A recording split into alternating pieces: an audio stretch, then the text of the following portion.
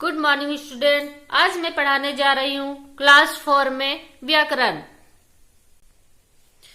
First chapter है भाषा और व्याकरण, यानी कि भाषा किसे कहते हैं और व्याकरण किसे कहते हैं। इसे आज हम इस चैप्टर में विस्तार से जानेंगे। तो पहला है भाषा। भाषा विचारों के आदान प्रदान का साधन है, यानी हम किसी से बातचीत करते हैं तो वो भाषा के माध्यम से ही हम करते हैं। हम किसी न किसी अभिधान में अपने विचार व्यक्त करते हैं, चाहे वो मौखिक होता है या लिखित होता है या फिर सांकेतिक होता है। हम 3 तरह से हम अपने भाषा को एक दूसरे तक पहुंचाते हैं, कभी इशारा करके, तो कभी बोल करके, तो कभी लिख करके। तो चलिए हम जानते हैं कि भाषा की परिभाषा क्या है। देखिए भाषा की परिभाषा। भाषा वह साधन है जिसके द्वारा हम अपने विचार बोलकर या लिखकर दूसरों के सामने प्रकट करते हैं तथा दूसरों के विचार समझते हैं, वही भाषा कहलाती है। हमारे देश भारत में अनेक तरह की भाषाएं बोली जाती है, जैसे संस्कृत, हिंदी, उर्दू, अंग्रेजी, मराठी, पंजाबी इत्यादि।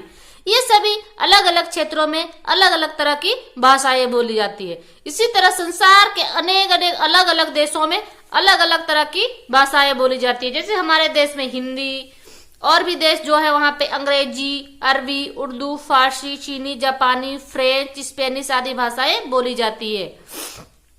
अब हम पढ़ेंगे भाषा के रूप। भाषा 2 रूपों में पाई जाती है। पहला है मौखिक भाषा, दूसरा है लिखित भाषा।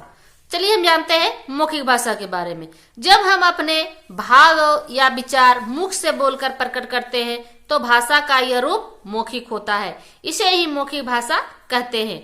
बातचीत करना, भाषण देने, वाद विवाद करने, कोई घटना या कहानी सुनाने में भाषा किसी रूप का प्रयोग किया जाता है। दूसरा है लिखित भाषा। किसी भी अभिप्राय में जो कुछ लिखा और पढ़ा जाता है वह भाषा का लिखित रूप कहलाता है। लिखकर जब हम अपने मन के भाव और विचार प्रकट करते हैं तो वो हमारा लिखित भाषा होता है। अब लिखित भाषा का महत्व। लिखित भाषा मौखिक भाषा से अधिक महत्वपूर्ण है, क्योंकि विश्व के अधिकांश महत्वपूर्ण कार्य लिखित भाषा में ही होते हैं। भाषा का लिखित रूप सदियों तक बना रहता है।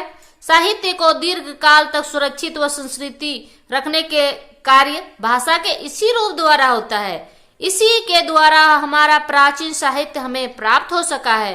यदि भाषा का लिखित रूप न होता तो हम अपने प्राचीन साहित्य तथा संस्कृति को जानने से वंचित रह जाते। अगर हमारे प्राचीन समय में अगर कुछ लिखित नहीं होता तो हम अपनी प्राचीन सभ्यता के बारे में नहीं जान पाते।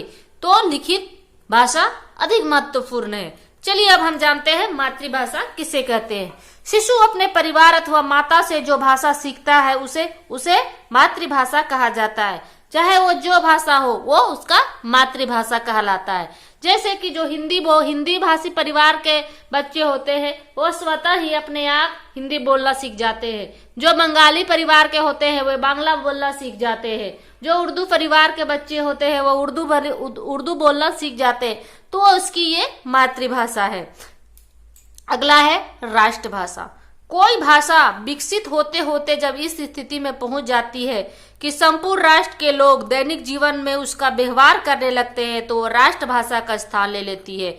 हमारे देश की राष्ट्रभाषा हिंदी है। तो स्टूडेंट, आज मैंने आपको भाषा के बारे में पढ़ाया। आई होप आप अच्छे से इसे समझ गए होंगे, क्योंकि ये आप पहली बार नहीं पढ़ रहे हो। हम जब पिछली कक्षा में थे तो उस समय भी भाषा को बहुत ही विस्तार से आप लोगों को क्लास में समझा चुके हैं। इसलिए हमें लगता है कि आप समझ गए होंगे।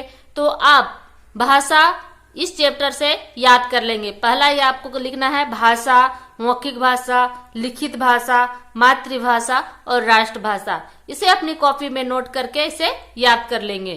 Thank you.